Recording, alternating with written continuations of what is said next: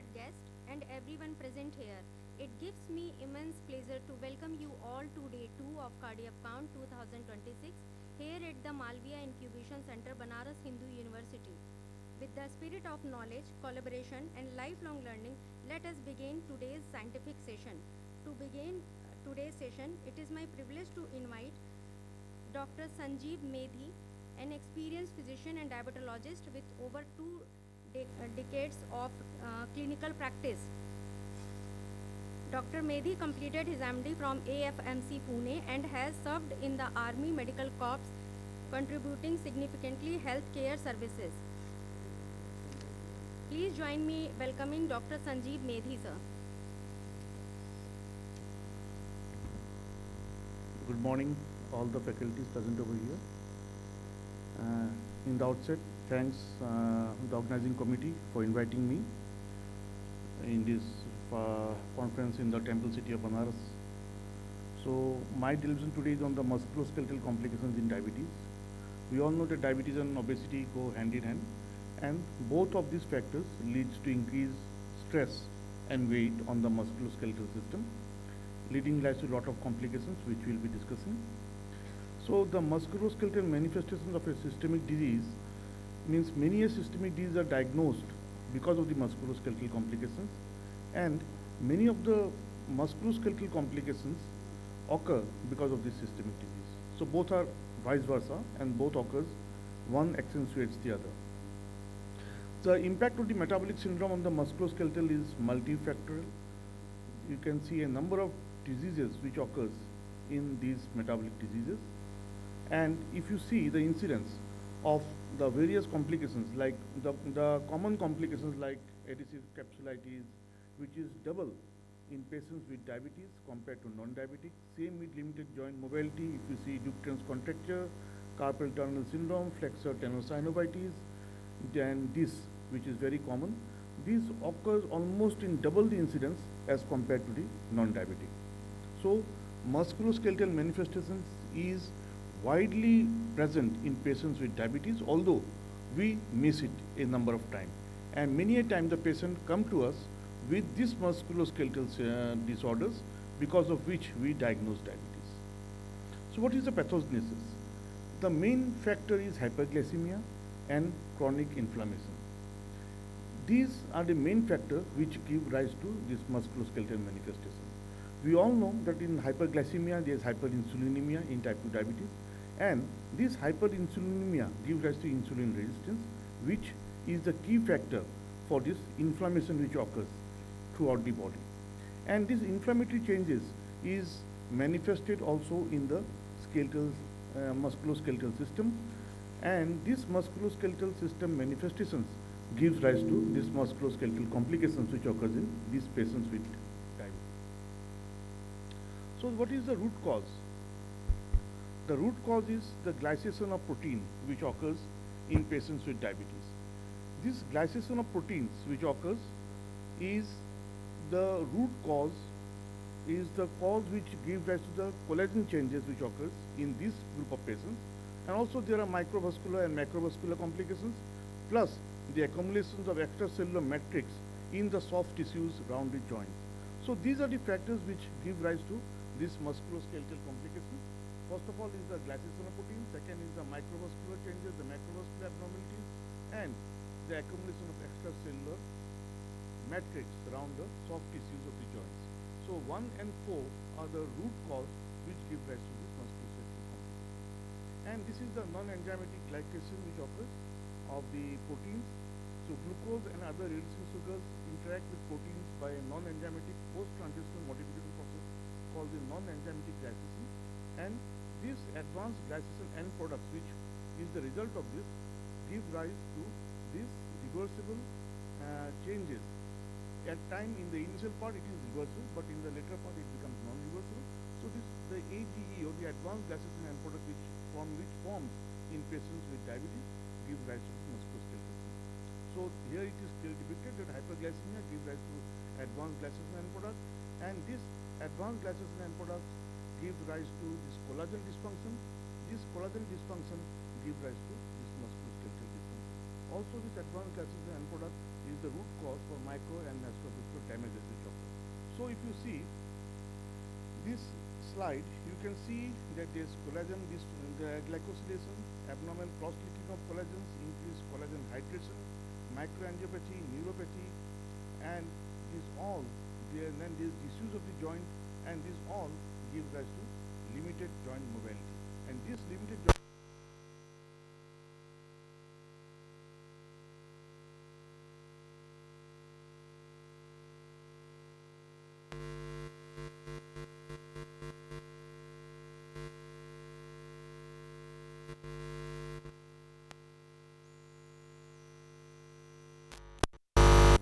the conditions sharing risk factor of diabetes, there is this, gout and osteoarthritis. Then conditions more frequently in diabetes is diabetic keratoopathy, trigger finger, duptens contracture, carpal tunnel, adhesive capsulitis, calcific shoulder tendinosynovitis, and reflex sympathetic dystrophy of the shoulder hand syndrome, which we call. So what happens in the shoulder? If you see, the most common complications which you all must have seen in many a diabetic patient is the adhesive capsulitis. And many a time this is not diagnosed by other physicians or other specialty doctors, and the patient keeps on moving from one physician to the other. So this is also known as periarthritis of the shoulder joint. It's a progressive painful restriction of shoulder movement, especially external rotation and abduction. So whenever this patient comes, always see for the external rotation and abduction, and if these two are compromised, then we can suspect that patient is having adhesive capsulitis. The natural history has three distinct phases. One is the painful adhesive, and first of all is the painful phase. Second is the adhesive phase, and third is the resolution phase. The adhesive phase appears at a younger age in patients with diabetes and usually less painful. Or the adhesive phase is associated with the duration of the disease and the age of the patient. The frozen shoulder of the adhesive capsulitis, most common involvement is 10 to 20, around 29% of diabetic patients. Bilateral, sometimes it starts off with a single joint, then progresses to the second joint. There is stiffness of the glenohumeral joint, reversible contraction of the joint capsule, also seen in hyperthyroidism and Addison's and Parkinson's disease. It is a progressive and painful manner. Pain at night initially, three phases as I have already told. Abduction and the external rotation movements are decreased, and decreased range of movement is seen later in all the phases of the joint. So the patient usually complains of pain at night, and then it's a progressive. The pain is it's a very debilitating pain, and the patient can't sleep at night because of this pain. And slowly it progresses from one joint to the other. Treatment is analgesic for the pain, physiotherapy, and local corticosteroid injection does wonderful in this patient. So if you can inject corticosteroids after the blood sugar control in these patients in the initial part, followed by physiotherapy, it does wonderful in this class of patients. And those who progress to severe adhesive phase, in those patients after GA, you can also have joint mobility, can be done under GA, followed by physiotherapy. But timely intervention in the form of corticosteroids in these particular joints does wonder in these conditions. Second is the calcific shoulder tendonitis, 3 times more frequent in diabetes, coexists with adhesive capsulitis. X-ray can diagnose the disease. It is 60% is asymptomatic. Calcium deposition occur in rotator cuff of the tendon. Then we have the CRPS, or the regional complex pain syndrome. This is a very, not very common, but it is seen also. It has intense burning, stiffness, swelling, and discoloration of most affected joints of the hand. Pain starts from shoulder to hand, swelling of the affected limb, the skin changes, then there is increased intensity to pain and touch, vasomotor instability, and transient patchy osteoporosis occurs. The exact cause of CRPS is unknown. One theory is that short circuit in the nervous system is responsible. This short circuit causes overactivity of the sympathetic nervous system, which affects the blood flow, the sweat glands, and the vasomotor part of the affected limb. Symptoms most commonly occur after injury or surgery, and there is the acute phase, the dystrophic phase, and the atrophic phase. The acute phase lasts up to 3 months, the dystrophic up to from 3 to 12 months, and the atrophic phase after 1 year. So in these, if the patient goes into the atrophic phase, then his hands become almost useless, and there is osteoporosis of the joints, followed by reduced mobility, but by that time the pain and everything subsides. So the atrophic phase is the last phase, which occurs after 1 year. Then in the hands we have the diabetic keratoconopathy, which occurs in 8 to 50% of type 1 and 45 to 70% of type 2 patients. We have got this clinical prayer sign, which occurs. The fingers are thick, light, waxy skin begins in the metacarpophalangeal and proximal interphalangeal joints. It occurs like in systemic sclerosis. There is limited joint mobility, and there is duration. It also depends on the duration of diabetes, the age, and the sex of the patient. And also, the root cause is the non-enzymatic glycation of proteins of the metacarpophalangeal joints. The prayer sign is typical, which has been depicted in this slide. Again, treatment is glycemic control, physical therapy, NSAID. Then there is non-infected tenoflexor tenosynovitis. Here, a particular flexion tendon of the joint is involved. But the thing is to be, corticosteroid is the treatment, but we have to rule out infection because that also mimics the same disease. Then we have infected tenosynovitis, operation can be done. Then we have this trigger finger, which occurs, the patient clicks with a particular finger. Here also, it occurs the flexor tendons of the finger. Again, it is plain NSAID and corticosteroid injection needs to be done. Then we have this dequervatin tenosynovitis, which occurs in the abductor, abductor tendon of the hand.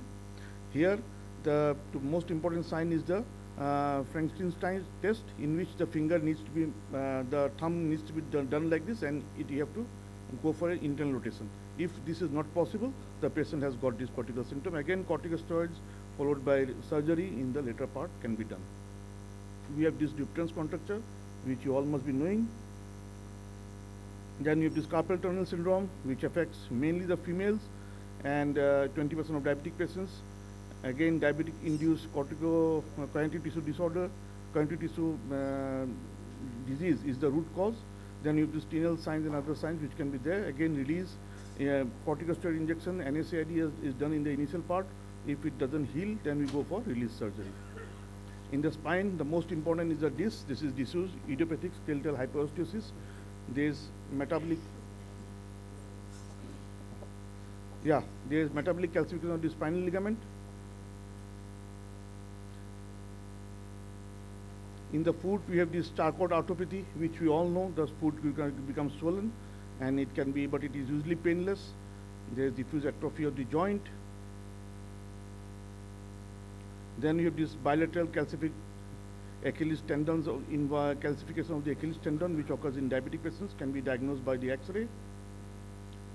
Muscle infarction occurs in diabetes, which is very common, very painful, but requires treatment with blood sugar control, NSAIDs. Other diseases like osteoporosis, osteoarthritis, and hyperuricemia is also very common. So in conclusion, the complications of diabetes mellitus are numerous and multifactorial. Long-range metabolic sequence and diabetic of diabetes mellitus is the main is the main factor which can prevent this disease. Higher disease of diabetic complications also occur because of poor glycemic control. Pharmacotherapy, diet, regular exercise, and physiotherapy are the main hallmark of treatment in this particular conditions. So thank you everyone for your presentation.